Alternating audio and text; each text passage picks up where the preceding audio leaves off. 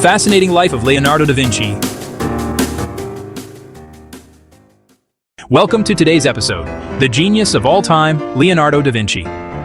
In this episode, we'll dive into the extraordinary life of a man who painted the Mona Lisa, designed flying machines, and dreamed of a world centuries ahead of his own. In a small Tuscan village called Vinci, near Florence, Italy. He was the illegitimate child of a notary and a peasant woman, but that never stopped him from exploring the world around him. Even as a boy, Leonardo showed unusual curiosity. He would spend hours watching birds fly and water flow, sketching their movements. There's an interesting story that once, as a child, he was fascinated by a lizard. He decorated it with scales and wings made of wax to see if it could move like a dragon. At 14, Leonardo joined the workshop of Andrea del Verrocchio, one of Florence's finest artists. While helping Verrocchio paint the baptism of Christ, Leonardo added an angel so beautifully that Verrocchio, the master himself, was said to have put down his brush forever, realizing his student had surpassed him.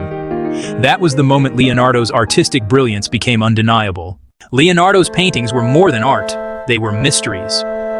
His most famous work, Mona Lisa, is known for her enigmatic smile and lifelike expression. Scientists say her smile seems to change when viewed from different angles, a trick Leonardo achieved using his deep knowledge of optics and anatomy. In The Last Supper, Leonardo painted each disciple's reaction with astonishing emotion and realism.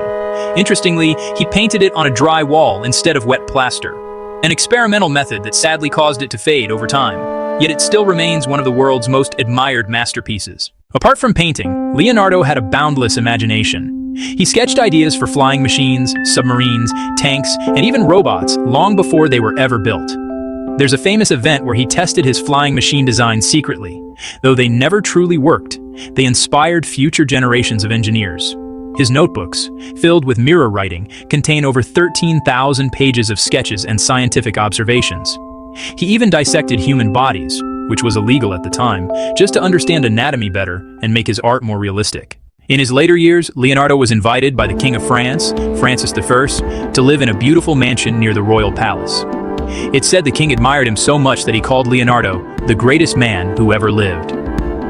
When Leonardo passed away in 1519, the king reportedly held him in his arms, a touching end to a life full of art, science, and discovery.